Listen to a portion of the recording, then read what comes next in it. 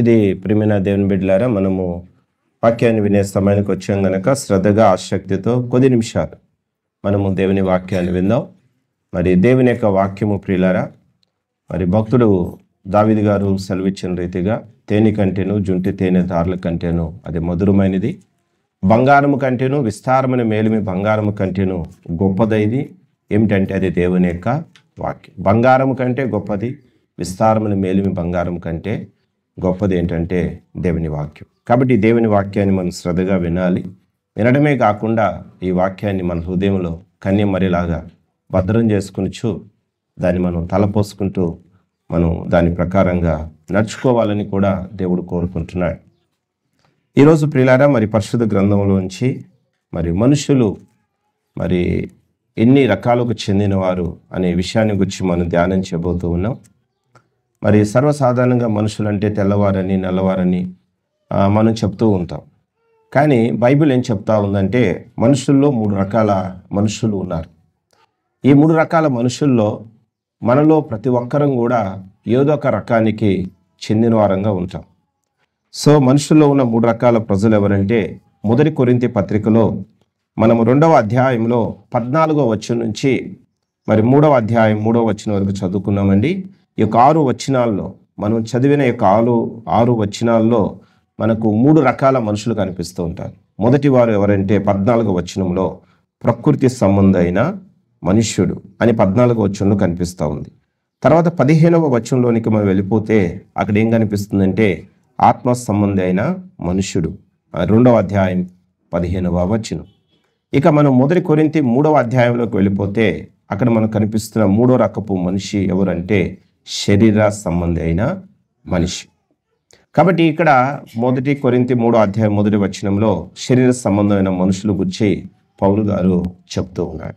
కానీ 3 రకాల మనుషులు ఉన్నారు. ఒకటి ప్రకృతి సంబంధమైన మనుషులు, రెండోది ఆత్మ సంబంధమైన మనుషులు, మూడోది శరీర సంబంధమైన మనుషులు. సో ఈ 3 రకాల మనుషుల్లో మనం ఏదో ఒక జాతికి చెందిన వారంగా ఉంటాం. అయితే మనము ప్రకృతి సంబంధమైన మనుషులుగా కానీ శరీర సంబంధమైన మనుషులుగా కానీ మనం ఉండకూడదు. మనమందరం కూడా ఆత్మ సంబంధమైన మనుషులుగా ఉండాలని చెప్పి దేవుడు కోరుకుంటూ ఉన్నాడు. అయితే ఇంతకీ ప్రకృతి సంబంధమైన మనుషులు ఎలా ఉంటారు, శరీర సంబంధమైన మనుషులు ఎలా ఉంటారు, ఆత్మ సంబంధమైన మనుషులు ఎలా ఉంటారు అనే విషయాన్ని ఈరోజు మనము ధ్యానం చేయబోతూ ఉన్నాం. ఇక ప్రకృతి సంబంధమైన మనుషులు ఎలా ఉంటాడు అంటే మొదటి కొరింథీ పత్రిక 2వ అధ్యాయంలో 14వ వచనాన్ని మనం చదివితే ప్రకృతి సంబంధమైన మనిషి ఎలా ఉంటాడు అక్కడ రాశాడు. మొదటి కొరింథీ 2వ అధ్యాయం 14వ వచనం. ప్రకృతి సంబంధమైన మనుష్యుడు దేవుని ఆత్మ విషయములను అంగీకరింపడు, అవి అతనికి వెర్రితనముగా ఉన్నవి, అవి ఆత్మానుభవం చేతని వివేచింపదగును గనుక అతడు వాటిని గ్రహింప చాలు. కానీ ప్రకృతి సంబంధమైనటువంటి మనుష్యుడు ప్రియులారా ఏ రీతిగా ఉంటాడంటే అతనికి దేవుని యొక్క ఆత్మ సంబంధ విషయాలు అసలు ఏమీ అర్థం కావట్లేదు. మరి వాటిని ఏమాత్రం అతడు గ్రహించడు. దేవుని విషయాలు, ప్రార్థన కానీ వాక్యం కానీ ఎవరిని దేవుడు చేసే అద్భుత కార్యాలు గురించి కానీ వారికి అసలు ఏమాత్రం కూడా అర్థం కానే కాదు. దేవుని విషయాలు ఏమాత్రం కూడా అతడు గ్రహించడు.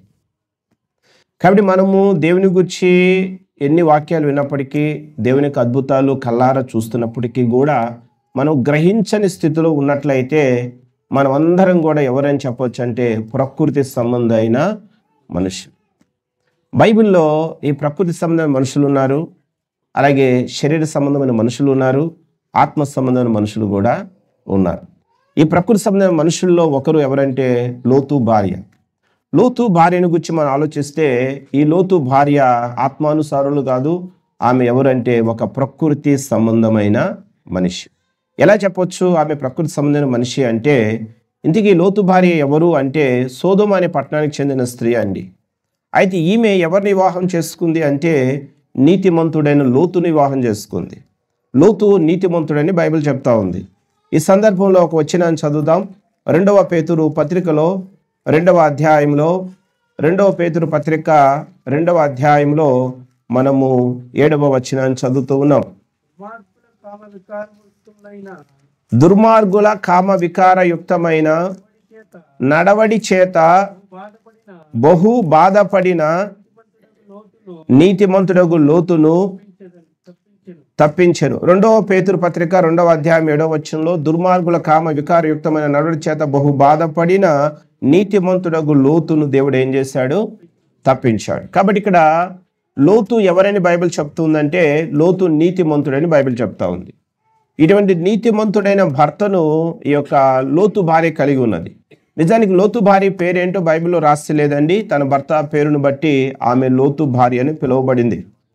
ఈమె నీతిమంతుడైన లోతును భర్తగా కలిగి ఉన్నది, కానీ ఆమె ఆ లోతు యొక్క దేవుణ్ణి తెలుసుకోలేకపోయింది.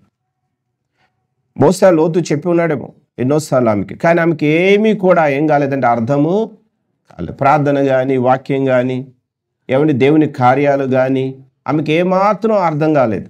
ఆమె ఒక ప్రకృతి సంబంధమైన మనిషి. దేవుడండి లోతు భార్య ముందు, అంటే లోతు యొక్క కుటుంబం ముందు ఒక గొప్ప అద్భుతం చేశాడు. అద్భుతం చూసైనా సరే ఆమె నిజ దేవుని నమ్మాల్సింది. కానీ లోతు భార్య అద్భుతం చూసింది కళ్ళారా తన కళ్ళతో, కానీ ఆమె ఎవరు నమ్మలేకపోయిందంటే దేవుణ్ణి ఆమె నమ్మలేకపోయింది. ఆమెకు అర్థం కాలేదు దేవుని కార్యాలు. దేవుడు చేసిన అద్భుతం ఏంటి చదువుదాం. ఆదికాండం 19వ అధ్యాయం. ఆదికాండం 19వ అధ్యాయంలో లోతు గారి ఇంటికి ప్రియులారా ఇక్కడ దేవదూతలు వస్తారు లోతును తన కుటుంబాన్ని ఆ సోదొమ గొమొర్రా పట్టణాల నుంచి విడిపించడానికి. మరి దేవుడు సోదొమ గొమొర్రా పట్టణాలను నాశనం చేయాలనుకుంటాడు. ఎందుకంటే ఆ సోదొమ గొమొర్రా పట్టణాలలో ప్రజలు భయంకరమైన పాపాలు చేస్తారు, కానీ వారు తమ పాపాల కొరకు పశ్చాత్తాపడరు, వారు దేవుని తట్టు తిరగరు. కాబట్టి దేవుడు ఆ సోదొమ గొమొర్రా అనే పట్టణాలను నాశనం చేయాలనుకుంటాడు. అయితే ఆ నాశనం మధ్యలో నుంచి లోతును తన కుటుంబాన్ని దేవుడు తప్పించాలనుకుంటాడు. కనుక లోతు ఇంటికి 2 దేవదూతలు మరి ఆ సాయంకాల సమయంలో వస్తారు. మరి లోతు ఆ దేవదూతను ఇంట్లోకి చేర్చుకుంటాడు, ఆతిథ్యం చేస్తాడు. అయితే ఆ రాత్రి ఆ 2 దేవదూతలు లోతు ఇంట్లోనే ఉంటారండి. అయితే ఈ విషయం సోదొమ ప్రజలందరూ తెలుసుకుంటారు. తెలుసుకుని వారేం చేశారంటే లోతు ఇంటికి వచ్చిన దేవదూతలతో పాపము చేయాలని సోదొమ ప్రజలందరూ కూడా లోతు గారి ఇంటిని చుట్టుముట్టేశారు. ఈ మాట ఆదికాండం 19వ అధ్యాయంలో 4వ వచనం. వారు పండుకొనక ముందు ఆ పట్టణస్థులు అనగా సోదొమ మనుషులు బాలురును వృద్ధులను ప్రజలందరూ నలుదిక్కుల నుండి కూడి వచ్చి ఆ ఇల్లును చుట్టువేసి, వారు పడుకొనక ముందు అంటే లోతు తన ఇంటి వారు దేవదూతలు పడుకోక ముందు ఈ సోదొమ మనుషులు, వారిలో ఎవరున్నారట? బాలురున్నారు, వృద్ధులున్నారు, మనుషులందరూ సోదొమ ప్రజలందరూ ఉన్నారు. వారు లోతు యొక్క ఇంటిని చుట్టుముట్టేసి లోతుతో ఏమంటున్నారంటే 5వ వచనంలో, లోతును పిలిచి ఈ రాత్రి నీ యొద్దకు వచ్చిన మనుషులు ఎక్కడ? మేము వారిని కూడునట్లు మా యొద్దకు వారిని వెలుపలికి తీసుకుని రమ్మని అతనితో చెప్పు. అప్పుడు లోతు గారు బయటికి వెళ్ళాడంటే 6వ వచనంలో లోతు వెలుపలికి వెళ్ళి, అయ్యా మీరు అలా చేయకండి, ఆ దేవదూతలు నా ఇంటికి వచ్చారు, అతిథులు, వారికి మనం ఏ హాని చేయకూడదు అని ఎంత చెప్పినా ఆ మనుషులు వినలేదండి. అప్పుడు దేవదూతలు ఏం చేశారంటే చదువుదాం 10వ వచనంలో లోతు 6వ వచనంలో బయటకు వెళ్తాడు. లోతు వెలుపల ద్వారం వద్దున్న వారి దగ్గరికి వెళ్ళి తన వెనక తలుపు వేసి వారితో ఎంతో నచ్చ చెప్తాడు అలా చేయకూడదని. ఇప్పుడు 10వ వచనం చదువుతున్నాం. 10వ వచనం. అయితే ఆ మనుషులు తమ చేతులను చాపి లోతును ఇంటి లోపలికి తమ యొద్దకు తీసుకుని ఏం చేస్తారు? తలుపు వేశారు. దేవదూతలు లోతును లోపలికి తీసేసుకుని తలుపు వేసేసారట అండి. 11వ వచనం. అప్పుడు వారు అనగా సోదొమ ప్రజలు పిన్నలు మొదలుకొని పెద్దల వరకు ఆ ఇంటి ద్వారము దగ్గరున్న వారికి కనుమొబ్బును కలగజేయగా వారు ద్వారమును కనుగొనలేక ఏమయ్యారు? విసుగు. దేవదూతలు ఏం చేశారట అండి? ఆ మనుషులందరి కళ్ళకు కనుమొబ్బును కలగజేశారట. ద్వారబంధం అక్కడే ఉంది, కానీ వారు దేన్ని కనుగొనలేకపోయారు? ఆ ద్వారబంధాన్ని కనుగొనలేకపోయారు. ఒకవేళ ద్వారబంధాన్ని వారు కనుగొనగలిగితే ద్వారబంధాన్ని పగలగొట్టి కూడా వారు లోతు గారి ఇంట్లోకి వెళ్ళి పాపం చేసేవారు. కానీ దేవదూతలు ఏం చేశారయ్యా అంటే ఆ సోదొమ మనుషులందరి కళ్ళకు కనుమొప్పుని కలగజేశారు. ద్వారబంధం అక్కడే ఉంది, కానీ వారు దాన్ని కనుగొనలేకపోయారు. ఇది నిజంగా దేవుడు చేసిన ఒక గొప్ప అద్భుతం. ఇది కళ్ళారా చూసిందండి ఎవరు? లోతు భార్య. కానీ ఈ లోతు భార్యకి అది అర్థం కాలేదు. దేవుడు చేసిన అద్భుత కార్యం ఆమెకు అర్థం కాలేదు. కళ్ళారా చూసి కూడా ఆమె గ్రహించలేకపోయింది. మొదటి కొరింథీ 2:14 రాయబడిన రీతిగా ప్రకృతి సంబంధమైన మనుష్యుడు దేవుని యొక్క ఆత్మ విషయాలను గ్రహించనే మరియు అతనికి అవి వెరితనంగా ఉన్నాయట. దేవుడు అద్భుతం చేస్తాడా, నిజంగా ఇది జరుగుతుందా, ప్రార్థన చేస్తే స్వస్థత అయిపోతుందా అని చెప్పేసి ఈ ప్రకృతి సంబంధమైన మనుషులు అస్సలు దేవుని యొక్క ఆత్మ విషయాలు ఏమాత్రం గ్రహించరు. వారికి వాక్యాలు కూడా అర్థం కావండి. దేవుని యొక్క కార్యాలు అర్థం కావు, దేవుని యొక్క అద్భుతాలు అర్థం కావు, దేవుని యొక్క వాక్యం కూడా వారికి అర్థం కాదు. వీరు ప్రకృతి సంబంధులు. లోతు భార్యకు దేవుడి గురించి అర్థం కాలేదు, దేవుడి మాటలు అర్థం కాలేదు, దేవుని చూసిన అద్భుతం కూడా అర్థం కాలేదు. దేవదూతలు వచ్చి ఏం చెప్తున్నారు తెలుసా, మేము ఈ పట్టణాలను నాశనం చేయబోతున్నాం, కాబట్టి మీరు బయటికి వెళ్ళిపోండి, వెనక్కి తిరిగి చూడకండి అని చెప్పిన ఈ లోతు భార్య ఏం చేసింది మనందరికి తెలుసు. వెనక్కి తిరిగి చూడొద్దంటే లోతు భార్య ఏం చేసిందంటే వెనక్కు తిరిగి చూచి చివరికి ఆమె ఎలా మారిపోయిందంటే ఉప్పు స్తంభంగా మారిపోయింది. ఈ 19వ అధ్యాయంలో 17వ వచనంలో ఆ దూతలు వారిని వెలుపలికి తీసుకువచ్చిన తర్వాత ఆయన నీ ప్రాణమును దక్కించుకున్నట్లు ఏం చేయాలి, పారిపొమ్ము, నీ వెనక చూడకము అని దూతలు చెప్పారండి.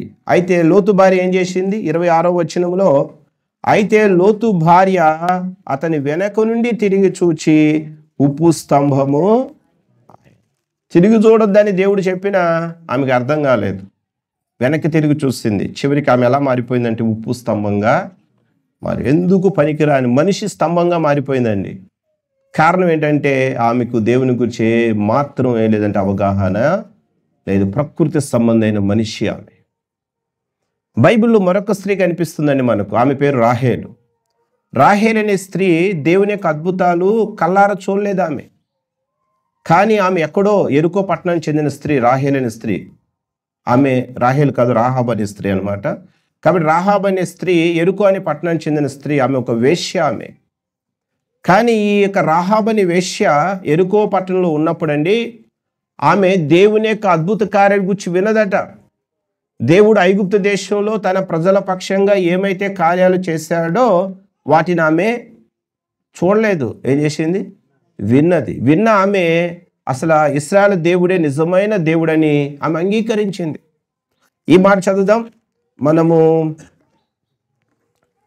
యెహోషువ గ్రంథం 2వ అధ్యాయం. యెహోషువ గ్రంథం 2వ అధ్యాయంలో ఇక్కడ ఇశ్రాయేలు దేశము నుండి కొంతమంది ఇద్దరు వేగులు వారు వస్తారు ఎరుకో పట్టణం దగ్గరికి. అప్పుడు రాహాబుని వేశ్య వారికి ఆశ్రమిస్తుంది. ఆ వేగులు వారితో ఆ రాహాబుని వేశ్య చెప్తున్న మాటలు యెహోషువ గ్రంథం 2వ అధ్యాయంలో మనము 8వ వచనం చదువుతూ ఉన్నాం. ఆ వేగులు వారు పండుకొనక మునుపు ఆమె వారు ఉన్న మిద్దె మీదకి ఎక్కి వారితో ఇట్లా, నేను యెహోవా ఈ దేశమును మీకు ఇచ్చుచున్నాడనియు మీ వలన మాకు భయము పుట్టుననియు మీ భయము వలన ఈ దేశ నివాసులందరికీ ధైర్యము చెడుననియు నేను ఎరుగుదును. మీరు ఐగుప్తు దేశంలో నుండి వచ్చినప్పుడు మీ ఎదుట యెహోవా ఎర్ర సముద్రపు నీరును ఎలాగూ ఆరిపోజేసెను, యోర్దాను తీరమునున్న అమోరీల ఇద్దరు రాజులను సీహోనుకును హోగుకును మీరేమి చేసితిరో, అనగా మీరు వారిని ఎలాగూ నిర్మూలము చేసితిరో ఆ సంగతిని మేము వింటిమి. మేము వినినప్పుడు మా గుండెలు ఏమైపోయినాయి? కరిగిపోయాను. మీ దేవుడైన యెహోవా పైన ఆకాశమందును క్రింద భూమి అందును దేవుడే.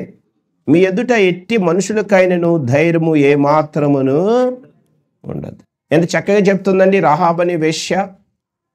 ఆ వేగుల వారితో అంటుంది, అయ్యా మీ దేవుడు ఎర్ర సముద్రపు నీళ్లను ఎలాగ ఆరిపోజేశాడో, యోర్దాను నదీ తీరముగా ఉన్నటువంటి ఇద్దరు రాజులు, అమోరీలు రాజు సీహోను రాజును దేవుడు ఎలాగ హతమార్చాడో, ఐగుప్తు దేశంలో మరి దేవుడు ఎటువంటి కార్యాలు చేశాడో అవన్నీ కూడా మేము విని ఉన్నాం. ఈమె ఏ ఊర్లో ఉంటుంది? ఎరుకు అనే పట్టణం ఉంటుంది. ఎక్కడో దేవుడు తన ప్రజల పక్షంగా చేసిన కార్యాలను గురించి ఆమె విన్నదట అంటే చూడలేదామె. విన్న ఆమె ఏమని సాక్ష్యం ఇస్తుంది? దేవుడు మీ జీవితాల్లో చేసిన కార్యాల గురించి మేము విన్నప్పుడు మా గుండెలు ఏమైపోయినాయి? కరిగిపోయినాయి.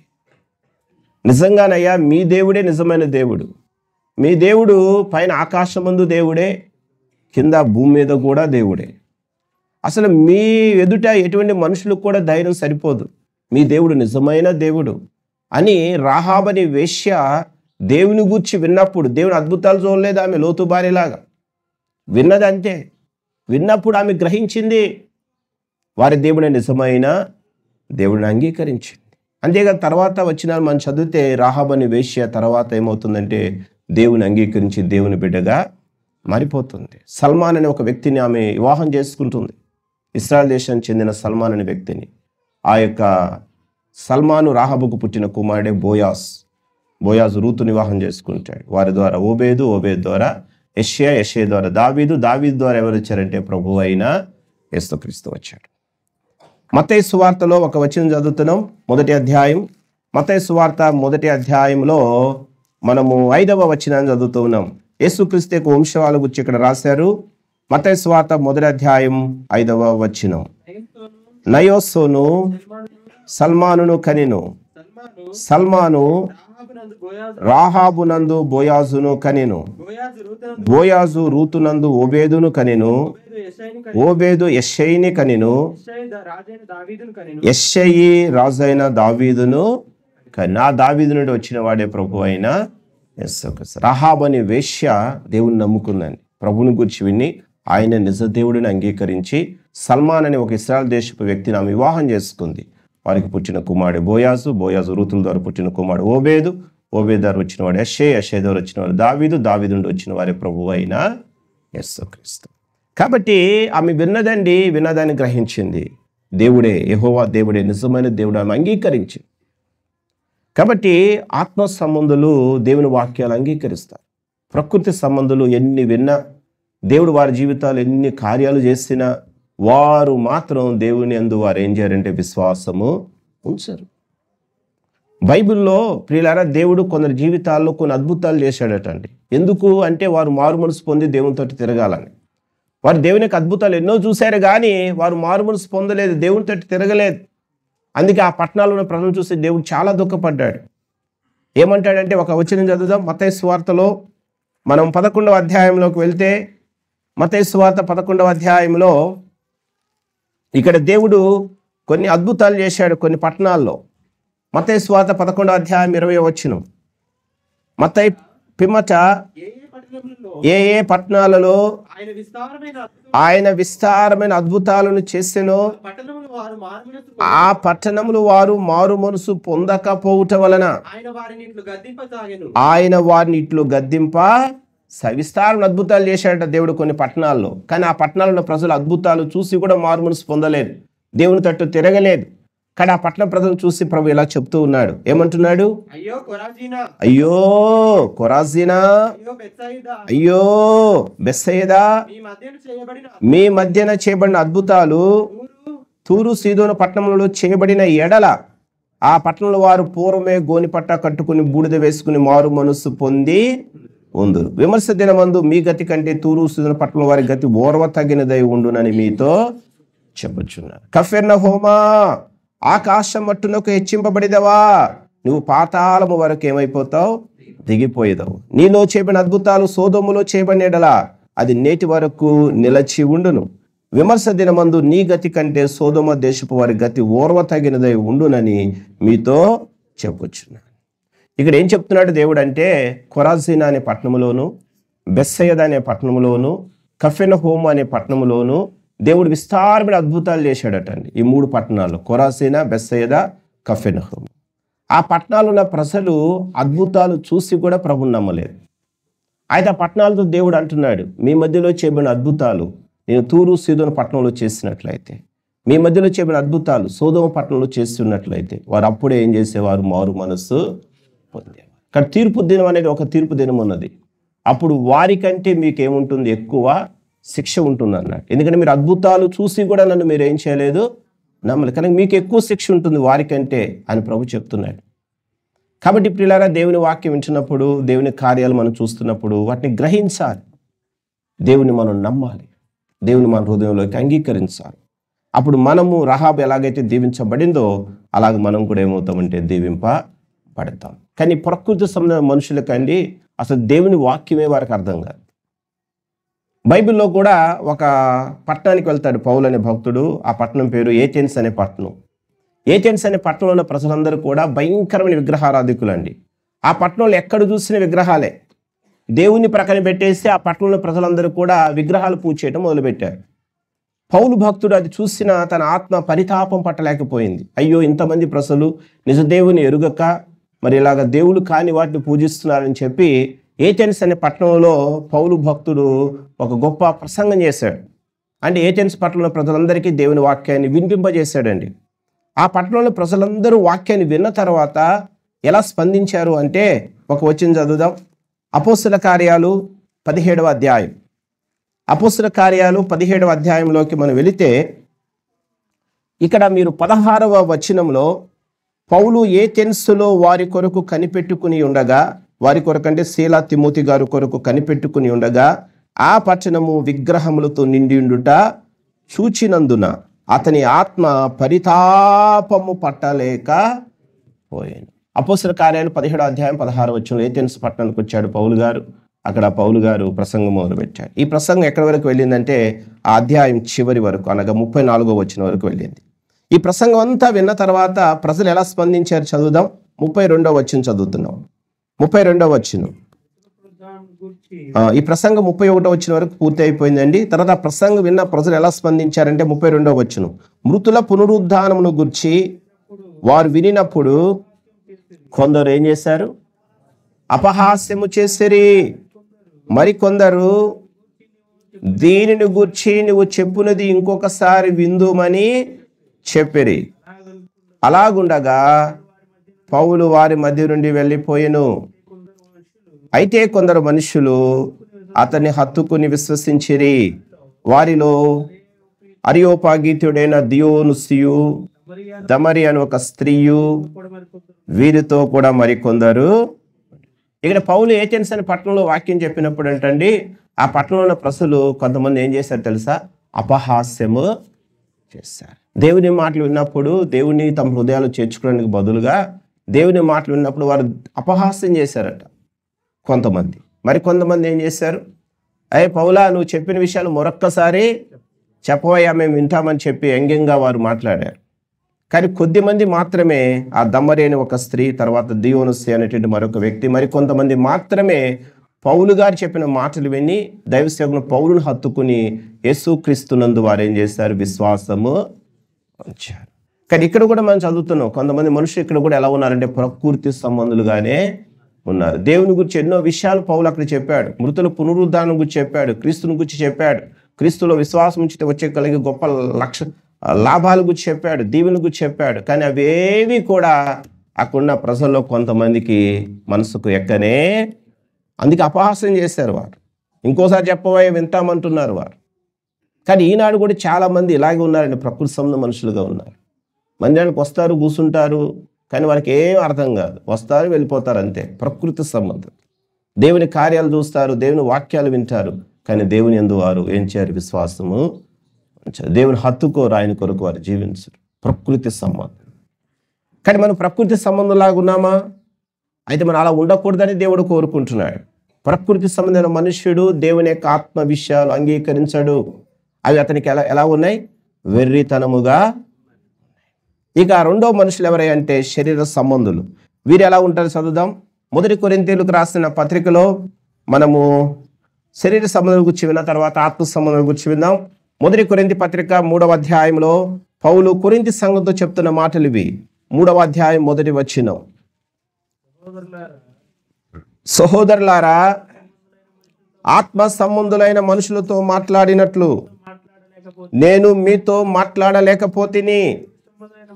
శరీర సంబంధమైన మనుషులే అనియు క్రీస్తునందు పసిబిడ్డలే అనియు మీతో మాట్లాడవలసి వచ్చాను. వింటున్నారా ప్రియులారా? పౌలు కొరింథీ సంఘానికి ఉత్తరం రాస్తూ అంటున్నాడు 1 కొరింథీ 3వ అధ్యాయం 1వ వచనంలో, ప్రియులారా, ఆత్మ సంబంధులైన మనుషులతో మాట్లాడినట్టుగా నేను మీతో మాట్లాడలేకపోతూ ఉన్నాను.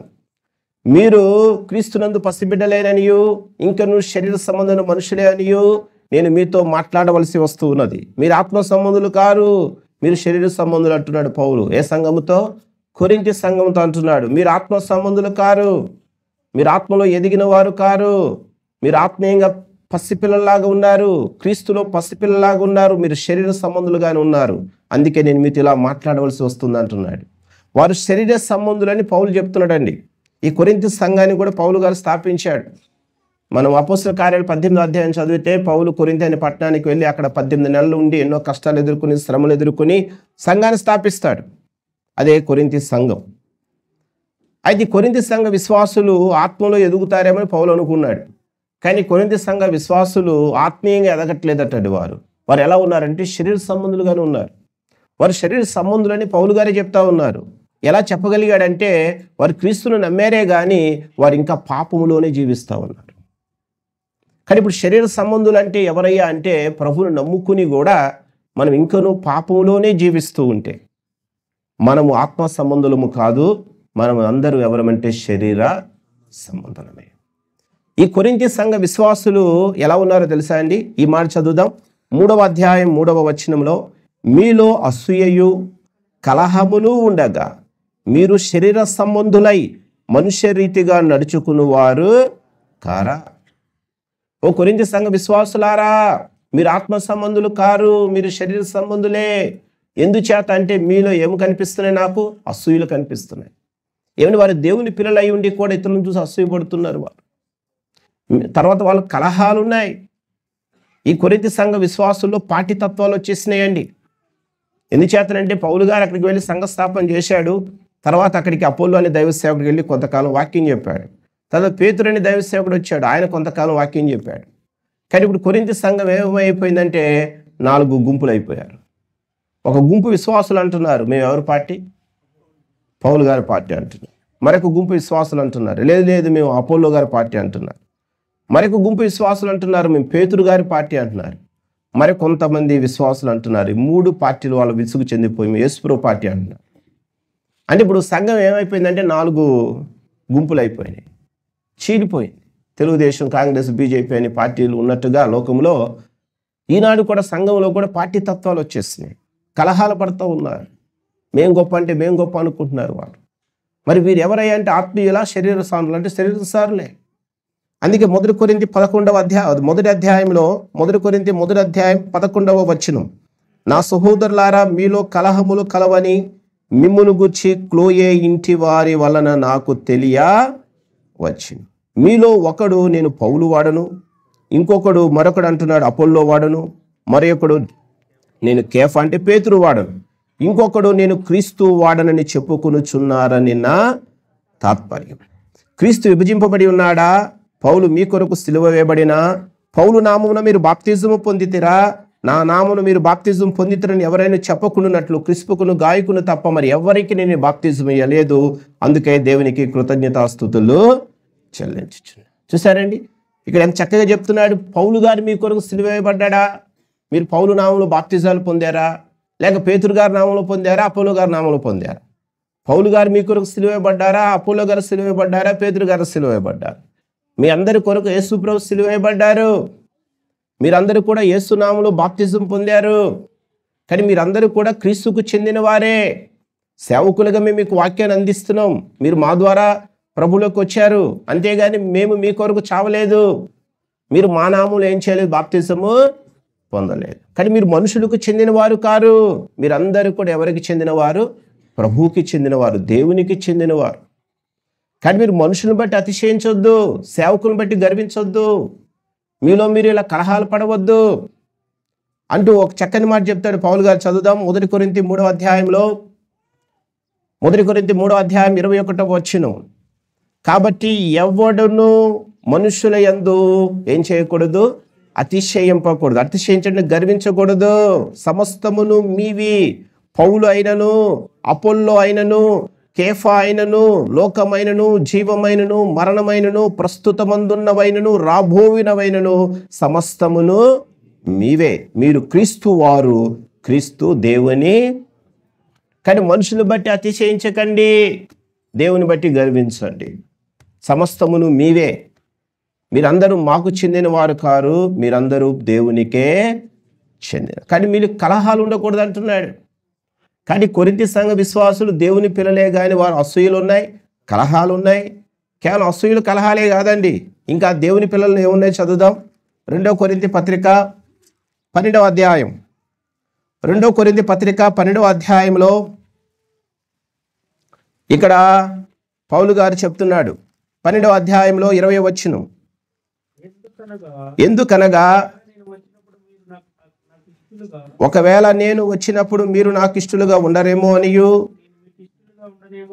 నేను మీకు ఇష్టడునుగా ఉండనేమో అనియు, ఒకవేళ కలహమును, అసూయయు, క్రోధములను, కక్షలను, కొండెములను, గుసగుసలాడుటను, ఉప్పొంగొట్టులను, అల్లరను ఉండునేమో అనియు, నేను మరలా వచ్చినప్పుడు నా దేవుడు మీ మధ్య నన్ను చిన్నబుచ్చునేమో అనియు, మునుపు పాపము చేసి తాము జరిగించిన అపవిత్రత, జారత్వము, పోకిరి చేష్టల నిమిత్తం మారు మనసు పొందని అనేకును గూర్చి దుఃఖపడవలసి వచ్చినేమో అనియు భయపడుచున్నారు. చూసారండి, ఇవన్నీ ఉన్నాయి వారిలో. ఎవరిలో? కొరింథీ సంఘ విశ్వాసులు. కక్షలు ఉన్నాయి, క్రోధాలు ఉన్నాయి, జారత్వం ఉంది, పోకిరి చేష్టలు ఉన్నాయి. కాబట్టి ఇవన్నిటినీ పౌలు గారు మనసులో పెట్టుకుని చాలా బాధపడుతున్నాడు ఆ సంఘానికి వచ్చి. కాబట్టి నిజానికి ఇక సంఘం అండి, ఏ సంఘం? కొరింథీ సంఘం. ఎన్నో వరాలు కలిగిన సంఘంగా కనిపిస్తుంది, క్రీస్తు కొరకు ఎదురు చూస్తున్న సంఘంగా కనిపిస్తుంది. కానీ వీరు మాత్రం దేని విడిచిపెట్టట్లేదు అంటే పాపమును వారు విడిచిపెట్టట్లేదు. పాపాన్ని వారు విడిచిపెట్టట్లేదు, పాపంలోనే జీవిస్తున్నారు. కానీ క్రీస్తు వస్తాడు, మమ్మల్ని తీసుకుని పోతాడని చెప్పి ఎదురు చూస్తున్నారట వారు. నువ్వు పాపాన్ని విడిచిపెట్టి క్రీస్తు రాకడ కొరకు ఏం చేయాలి? ఎదురు చూడాలి. కానీ కొరింథీ సంఘస్థులు ఎలా ఉన్నారు చదువుదాం. మరొక వచనం 1 కొరింథీ పత్రికలోకి వెళ్దాం. 1వ అధ్యాయంలో, 1 కొరింథీ పత్రిక 1వ అధ్యాయంలో 6వ వచనం, క్రీస్తును గుర్చిన సాక్ష్యము మీలో స్థిరపరచబడినందున ఆయన యందు మీరు ప్రతి విషయములోను, అనగా సమస్త ఉపదేశములోను, సమస్త జ్ఞానములోను ఏమైపోయారు? 1 కొరింథీ 1వ అధ్యాయం 6వ వచనం. ఏంటి? సమస్త ఉపదేశములో, సమస్త జ్ఞానములో వారు ఏమయ్యారట అంటే దాని అర్థం ఏంటి? దేవుడు వారికి ఎంతగానో ఉపదేశాలు ఇచ్చాడు. పౌలు గారు వెళ్ళాడు, అపోలో గారు వెళ్ళారు, పేతురు గారు వెళ్ళారు, ఆ సంఘానికి ప్రసంగాలు చేశారు. గొప్ప ఉపదేశాన్ని వారు పొందారు. జ్ఞానములో, ఉపదేశంలో ఐశ్వర్యవంతులు అయ్యారు, గొప్పవారు అయిపోయారు కొరింథీ సంఘ విశ్వాసులు. తర్వాత ఇంకా అంటున్నాడు 7వ వచనం, ఏ కృపావరమందును లోపము లేక మీరు మన ప్రభు అయిన యేసుక్రీస్తు ప్రత్యక్షత కొరకు ఏం చేస్తా ఉన్నారు? ఎదురు చూస్తూ ఉన్నారు. ఏ కృపావరాలు లోపం లేని వారిగా ఉన్నారు? మరి ప్రభు రాకడ కొరకు మీరు ఎదురు చూస్తున్నారు. చూసారండి, ఎంతో వాక్యాన్ని విన్నారండి వారు. ప్రభు రాకడ కొరకు ఎదురు చూస్తున్నారు వారు. దేవుని అంగీకరించారు వారు. కానీ వారు ఏం చేస్తున్నారో తెలుసు, ఇంకా పాపములోనే జీవిస్తున్నారు. కాబట్టి వీరు ఎవరై అంటే శరీర సంబంధులు. మనం దేవుని నమ్ముకుని కూడా పాపాన్ని విడిచిపెట్టడం లేదు, పాపంలోనే మనం జీవిస్తూ ఉన్నామంటే మనము ఆత్మానుసారులము కాము, మనమందరము శరీరానుసారులు. కనుక బైబిల్ ఏం చెప్తుందంటే మనమందరం కూడా పాపాన్ని విడిచిపెట్టాలి. మనలో ఉన్న శరీర కార్యాలను సిలువ వేయాలి. సిలువ వేయాలి అంటే చంపాలి. ఆత్మచేత శరీర కార్యాలను మనం ఏం చేయాలంట? చంపివేయాలని బైబిల్ చెప్తా ఉంది. ఈ సందర్భంలో ఈ వచనం చదువుదాం. మరి శరీర కార్యాల గురించి బైబిల్ చెప్తా ఉంది. గలతీ పత్రికలో 5వ అధ్యాయంలో 19వ వచనం. గలతీ పత్రిక 5వ అధ్యాయం 19వ వచనంలో శరీర కార్యములు స్పష్టమై ఉన్నవి. అవేమనగా జారత్వము, అపవిత్రత, కాముకత్వము. అందరు చూస్తున్నారు ప్రియ. గలతీ పత్రిక 171వ పేజీలో 5వ అధ్యాయం 19వ వచనం చదువుతున్నాం. శరీర కార్యాలు స్పష్టమై ఉన్నవి. అవేమనగా జారత్వము, అపవిత్రత, కాముకత్వము, విగ్రహారాధన, అభిచారము, ద్వేషములు, కలహములు, మత్సరములు, క్రోధములు, కక్షలు, భేదములు, విమతములు, అసూయలు, మత్తతులు అంటే తాగుబోతనం, అల్లరితో కూడిన ఆటపాటలు మొదలైనవి. వీటిని గురించి నేను మునుపు చెప్పిన ప్రకారం ఇట్టి వాటిని చేయువారు దేవుని రాజ్యమును స్వతంత్రించుకొనరని మీతో స్పష్టముగా ఏం చేయుచున్నాను? చెప్పుచున్నాను. కానీ ఇవన్నీ శరీర కార్యాలండి. ఈ లక్షణాలు, ఈ పాపాలు మనలో ఉండకూడదు. ఇటువంటి లక్షణాలు ఎవరిలో అయితే ఉంటాయో వారు దేవుని రాజ్యానికి వారసులు కానేరరు, అంటే పరలోకానికి వారు చేరరు. శరీర కార్యాలు మనం చంపివేయాలి. త్రాగుడు విడిచిపెట్టాలి. చాలా జారత్వం, అపవిత్రత, అభిచారాలు అంటే చేతులు చూపించుకోవటం, ద్వేషాలు, కలహాలు, మత్సరాలు, క్రోధాలు ఇవన్నీ మనం వదిలిపెట్టాలి. వీటన్నిటి మనం చంపివేయాలి, సిలువ వేయాలి. ఇదే ఆ గలతీ పత్రిక 5:24 ఏమంటాడు? క్రీస్తు యేసు సంబంధులు 5:24 క్రీస్తు యేసు సంబంధులు శరీరమును దాని ఇచ్చలతోనూ దురాశలతోనూ సిలువ వేసి ఉన్నారు. క్రీస్తు యేసు సంబంధులు. నిజంగా మనం దేవుని పిల్లలమైతేనండి మన శరీరాన్ని మనం ఏం చేయాలి తెలుసా? సిలువ వేయాలి. దాని కోరికలను, దాని యొక్క ఇచ్చలంటే కోరికలను, ఆశలను చంపాలి. సిలువ వేయటువంటి చంపేయాలి. మనలో శరీరం పని చేయకూడదు, ఆత్మ పని చేయాలి. కానీ ఈనాడు చాలా మందిలో ఏం పని చేస్తూ ఉందంటే ఇంకా శరీరమే పని చేస్తా. కొంతమంది సిలువ వేసుకుంటున్నారు, మెడలో సిలువ వేసుకుంటున్నారు. మరి కొంతమంది వారి దేహాలపై ఏం చేస్తూ ఉన్నారు? పచ్చబొట్లు పొడిపించుకుంటున్నారు, సిలువ గుర్తులు పొడిపించుకుంటా ఉన్నారు.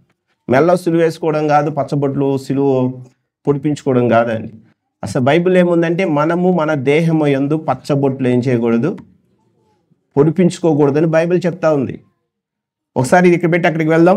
గలతీ పత్రిక ఇక్కడ నుంచి లేవీకాండంలో ఒక మాట చదువుదాం. లేవీకాండం. ఈనాడు వారి దేహాలపైన సిలువులు పచ్చబొట్లుగా పొడిపించుకుంటున్నారు.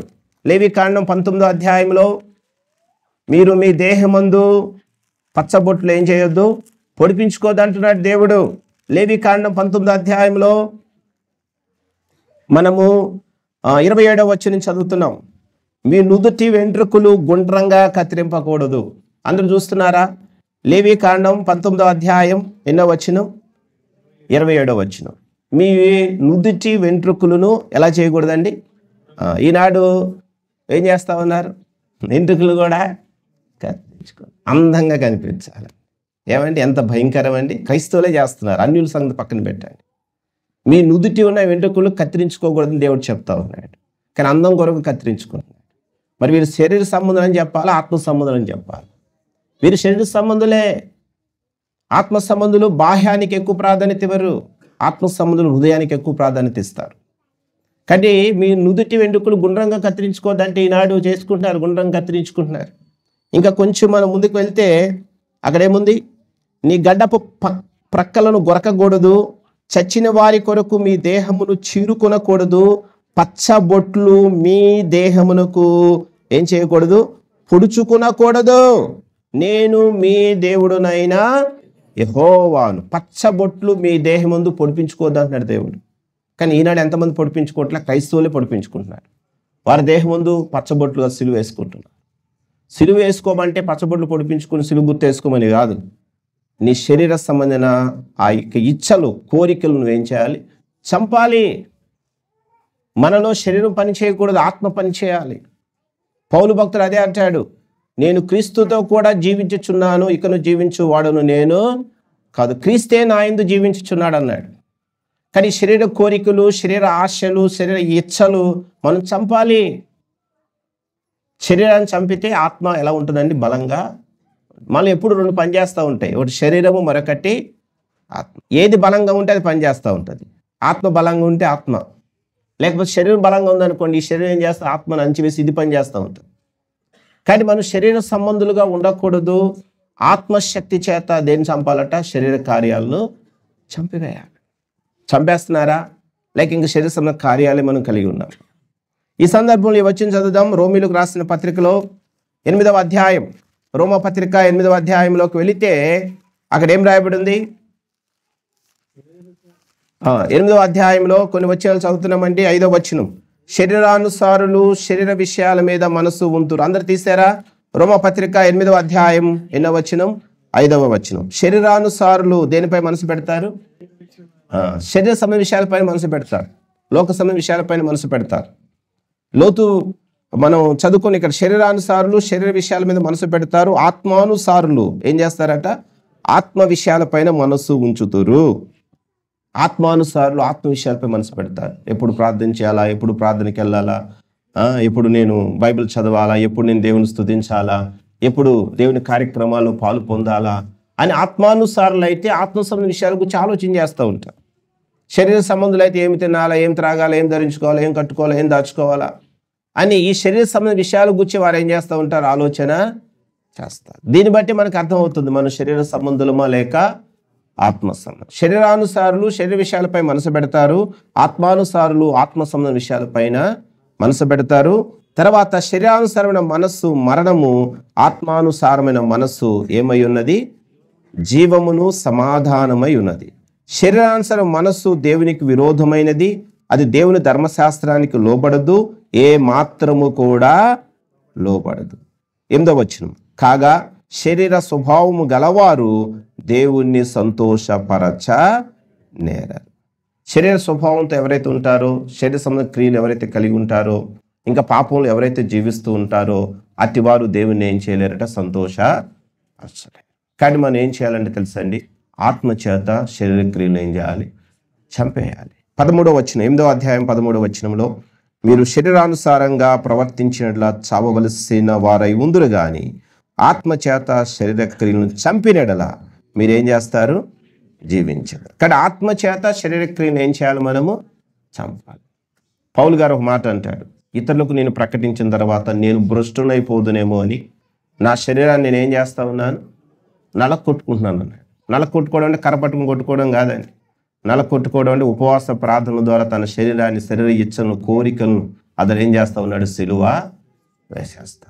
ఎందుకంటే ఆత్మ పనిచేయాలి. కానీ పౌలు గారు ఆత్మానుసారం చెప్పొచ్చు అండి. పౌలు భక్తుడు ఆత్మశక్తి చేత శరీర అణిచివేశాడు. ఆయన ఆత్మానుసారుడు. అందుకే ఆయన ఆత్మ విషయాలపైన మనసు పెట్టాడు. ఆయన చెరసాల్లో ఉన్నా కూడా దేవుని గుర్చి, దేవుని సంఘాన్ని గుర్చే పౌలు గారు ఏం చేశాడంటే ఆలోచన చేశాడు. అవునండి, ఆత్మానుసారులు దేవుని గురించి ఆలోచిస్తారు. శరీరానుసారం లోక సంబంధ విషయాల గురించి ఏం చేస్తూ ఉంటారు? ఆలోచన చేస్తూ ఉంటారు. ఆలోచిస్తున్నామా? దేవుని గురించి, దేవుని సంఘాన్ని గురించి, దేవుని పనుల గురించి ఏదైనా ఆలోచన మనకున్నదా? మనం ఆత్మానుసారులు. పౌలు ఆత్మానుసారుడు. అందుకే దేవుని గురించి ఆలోచించాడు. క్రీస్తు కొరకు ఎన్నో శ్రమలు, ఎన్నో దెబ్బలు తిన్నాడు ఆయన. పౌలు గారు ఆత్మానుసారులు దేవుని కొరకు శ్రమ పడటానికి ఇష్టపడతారు. ఆత్మానుసారులు దేవుని కొరకు అవసరం చంపబడటానికి కూడా వారు ఏం చేయరు? వెనకాడు. ఆత్మానుసారులు దేవుని సంతోషపరిచేవారుగా ఉంటారు. ఆత్మానుసారులు అనేక ఆత్మలను ఎక్కడ నడిపిస్తారు? దేవుని సన్నిధికి నడిపిస్తారు. మనం ఇప్పుడు ప్రభువుని నమ్ముకుని ఎంతకాలం అయింది? కనీసం ఒక్కరినైనా మనం ప్రభు దగ్గరికి తీసుకొచ్చామా? కనీసం మన ఇంటి వారినైనా ప్రభు దగ్గరికి మనం నడిపించామా? మన ఇంటి వారు ఇంకా రక్షణ పొందలేదనే భారం మనలో ఏమైనా ఉందా? ఉంటుంది. ఎప్పుడు అంటే మనం ఏమై ఉన్నప్పుడు? ఆత్మానుసారులుగా ఉన్నాం. శరీరానుసారులుగా ఉంటే మనకు ఆ భారం ఉండదు. పౌలు గారు యోధా మతం నుంచి క్రీస్తుని నమ్ముకున్నాడండి. పౌలు భక్తుడు నమ్మిన ఆ పౌలు ఏమంటున్నాడంటే, ఒక మాట చదువు. ఇదే రోమపత్రికలో 1వ అధ్యాయం 9వ అధ్యాయం 1వ వచనంలో ఏముందండి? రోమపత్రిక 9వ అధ్యాయం 1వ వచనం, నాకు బహు దుఃఖమును నా హృదయములో మానని వేదనయు కలవు. క్రీస్తునందు నిజమే చెప్పుచున్నాను, అబద్ధమాడుట లేదు.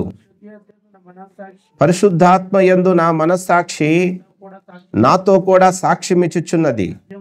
సాధ్యమైన ఎడల దేహ సంబంధులైన నా సహోదరుల కొరకు నేను క్రీస్తు నుండి వేరే శాపగ్రస్తుడినై ఉండా.